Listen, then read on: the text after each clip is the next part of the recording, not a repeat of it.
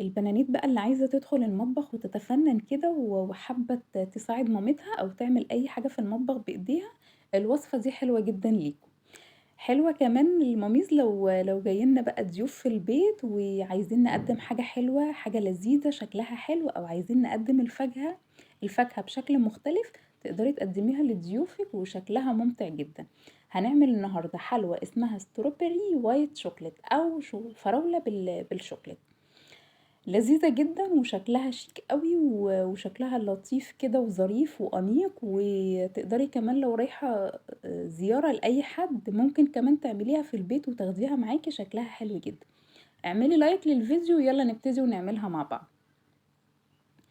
أول حاجة هابتدي أجهزها وهي الفراولة بتاعتي. الفراولة الأيام دي كتيرة جدًا في السوق وحلوة جدًا، جدًا، وطعمها كمان حلو أوي. الكمية بتاعة الفراولة أنا مش هاحددها، ولكن المهم عندي إن الفراولة يكون حجمها كويس، يعني ولا هي كبيرة ولا هي صغيرة، لونها حلو، لونها أحمر كده وحلو، وكمان قوامها حلو، يعني ما فيهاش حتت طرية، تكون كلها ناشفة كده وجامدة، تكون صابحة، العنقود بتاعها يكون أخضر. المهم إن يكون الفراولة بتاعتي شكلها حلو. تاني حاجة هاحتاجها معايا وهي التوثبيك، خلة الأسنان. دي اللي هاستخدمها وهامسك بيها الفراولة وهاقدر أتحكم في الفراولاية وفي تزيينها. وكمان هاستخدم لون طعام بودر، أقدر أشتريه من عند العطار أو السوبر ماركت أو المحل مستلزمات الحلواني هالاقيه متواجد، وهاستخدم البودر مش الجل. الجل مش هينفع معايا إطلاقًا. أي لون تقدري تستخدميه وأي لون أنتِ حاباه تقدري تلوني بيه الفراولة. تالت حاجة بقى والمكون الأساسي بتاعي وهي الشوكليت. ده شوكليت أبيض وتقدري كمان تستخدمي البني، أي نوع شوكليت أنتِ حاباه. وكمان هاستخدم سكر من المطبخ عادي جدًا من عندي. بس كده دي المكونات اللي هابتدي أعمل بيها الstrawberry white chocolate بتاعتي. مهم بقى جدًا إن أنا أغسل الفراولة، ودي أهم مرحلة في كل المراحل اللي هنبتدي فيها. هاغسل الفراولة بتاعتي كويس جدًا وهاصفيها وهاخدها على منديل مطبخ، وهابتدي بقى أجففها من كل الاتجاهات كويس جدًا، جدًا، جدًا كمان. ليه بقى لازم أجففها كويس جدًا؟ لأن لو في مَيّة في الفراولة الشوكولات مش هيمسك فيها، هيسيبها وهيفصل. فمهم جدًا إن أنا أجفف الفراولة بتاعتي ما يكونش فيها أي مَيّة.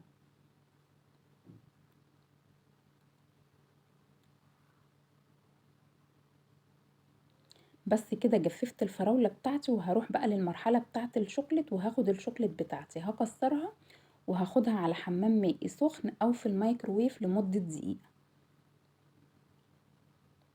هاخد بقى الفراولة بتاعتي والتوث بيك وابتدي بقى أدخل التوث بيك فيها من فوق كده. لو الفراولاية حجمها كبير وممكن أدخل 2، لو الفراولاية حجمها صغير يعني هتستحمل واحدة بس، أو واحدة بس هتكون ماسكاها كويس، أقدر أغرس فيها واحدة بس.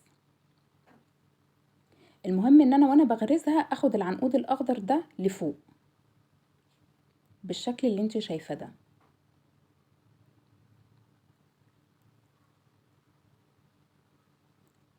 هاخلّص بقى كمية الفراولة كلها، وهاروح لمرحلة التزيين بتاعة الفراولة، وهابتدي أجهّز اللون أو السكر بتاعي وهالوّنه. دول معلقتين سكر خشن عادي جدًا من المطبخ، وهاخد عليه نُص معلقة في الأول من اللون وهابتدي أقلّبه.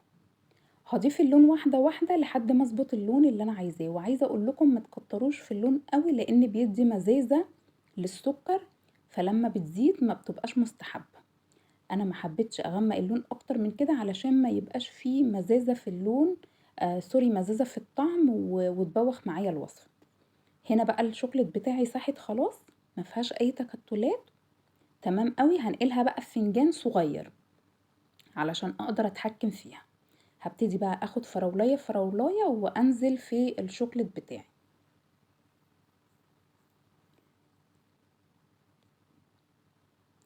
الشوكليت وهو سخن بيسيح وبينزل من الفراولاية، ما بيتماسكش بالشكل اللي انت شايفاه ده. هتحسي ان الاخرام بتاعة الفراولة او رسمة الفراولة من جوه الاساسية باينة.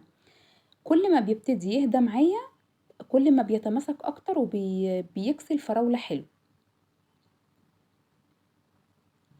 في المرحلة دي بقى لو هضيف عليه السكر مش مهم يبان شكل الفراولة، لان كمان في طبقة سكر ملون هتتحط عليها فهتداري كل ده.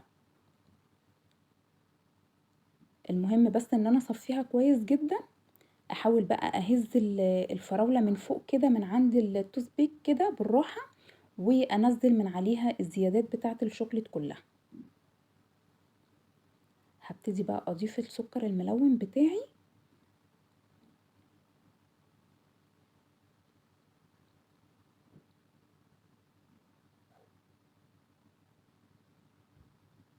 شكلها بقى قمر جدا. تقدري بقى تلوني باي لون انت حبيه. البنات بقى الصغيرين هيتفننوا في الموضوع ده، في موضوع بقى الالوان والتزيين. انا عارفة هيحبوا الوصفة جدا وهيتفننوا كمان فيها.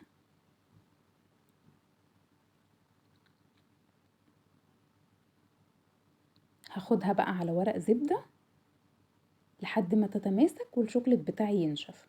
طبعا يعني في السقعة دي مش هياخد ثواني، وهيكون الشوكليت جامد تاني وتماسك على الفراولة.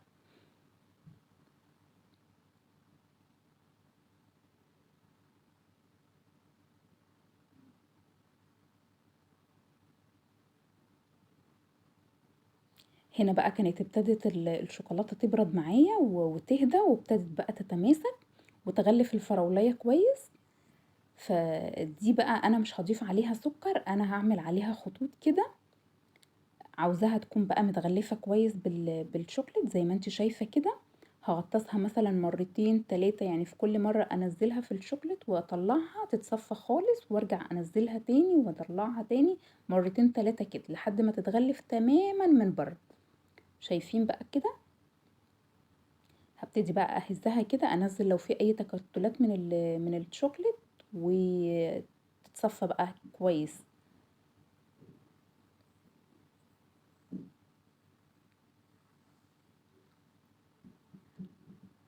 وزي ما قلتلك حاولي بقى تكون الشوكولاتة في فنجان صغير، يعني في فنجان الشاي بتاعي، ومش مستحب ان هي تكون في حاجة واسعة علشان تكون الكمية يعني اقدر اكون متحكمة في الكمية اكتر.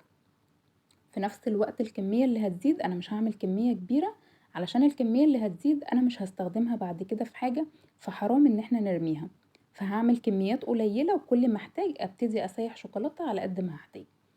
دي بقى باقي الشوكولاتة اللي اتبقت معايا من التغليف اللي عدى هبتدي بقى الونها. هضيف اللون كده سنة سنة وهبتدي اقلب.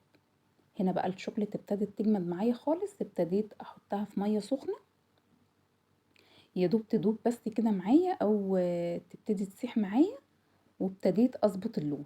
وزي ما قلتلك اللون لو كترتيه هيدي مزازة في الشوكليت عالية جدا، فهيكون طعمها مش مستحب. اخد بالي من النقطة دي، يعني ما حاولش اغمق اللون قوي. بس كده انا عملتها بقى لحد ما وصلت للون الكشميري الحلو ده، وفي نفس الوقت ما كنتش زودت لون كتير عشان ما يغيرش طعم الشوكليت. وهبتدي بقى اغطسها واطلعها مرتين تلاتة كده.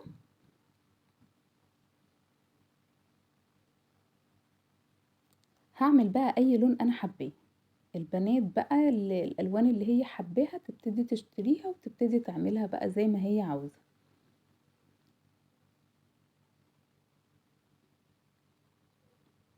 هاخدها برضو على ورق زبدة، وبكده اكون عملت بالسكر الاحمر وعملت اللون الابيض وعملت اللون الكشميري القمر ده.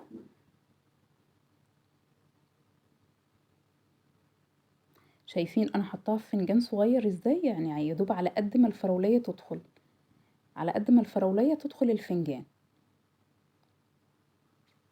علشان اتحكم في كمية الشوكولات وفي نفس الوقت ما يتبقاش مني كتير وارميه.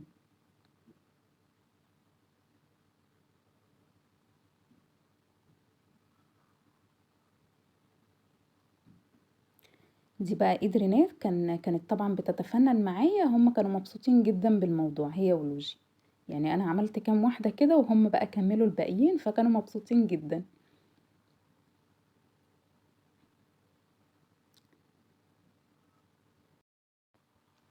هابتدي بقى آخُدها على ورق الcupcake. بُصّوا يعني شكلها رائع، أنا ما كنتش حقيقي متخيّلة إن هي هيطلع شكلها حلو أوي كده، شكلها ظريف جدًا كده وشيك وأنيق، لأ بصراحة لازم تجرّبوها.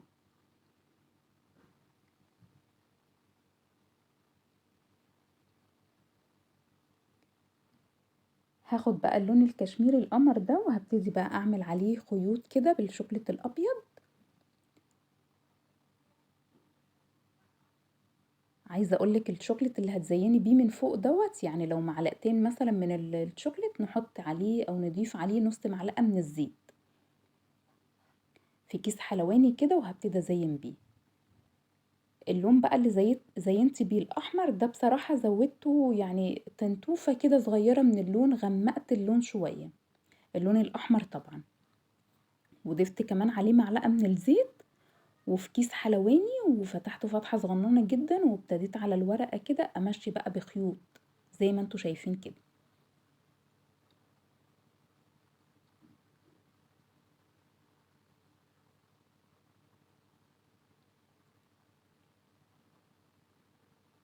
شكلها حرفيًا قمر، شكلها قمر أوي. دي بقى أنا كنت حابة أغيّر من شكلها شوية واللي هو كنت حابة أعمل شكل مختلف، هو إيه لكن مش عارفة. آآ عملتها بقى من النُص اللي تحت كده اللون اللي هو العنابي ده مع الأبيض، بصراحة لونها حلو أوي، كان شكلها حكاية. أنا قعدت أفنّن فيها هاورّيكم دلوقتي وطلعت حلوة أوي بصراحة.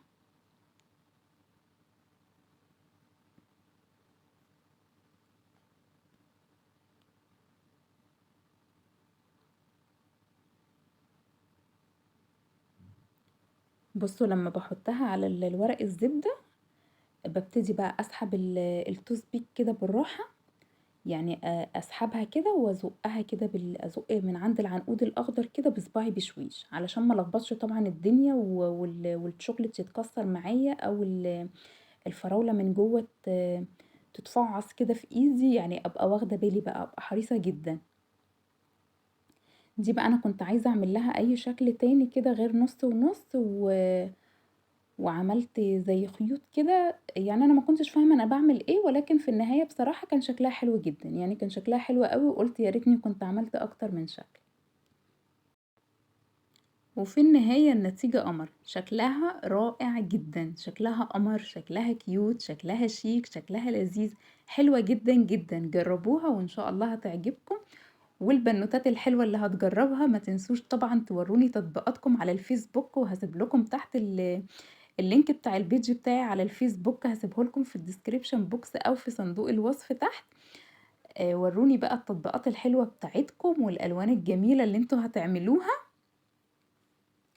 وطبعًا لو أول مرّة تنوروني في القناة أهلًا وسهلًا بيكم نورتوني، ما تنسوش الاشتراك، ومتابعيني الحلوين ما تنسوش اللايك الجميل، واستنوني في فيديو جديد وحلقة جديدة، وأشوفكم على خير يا رب، باي باي.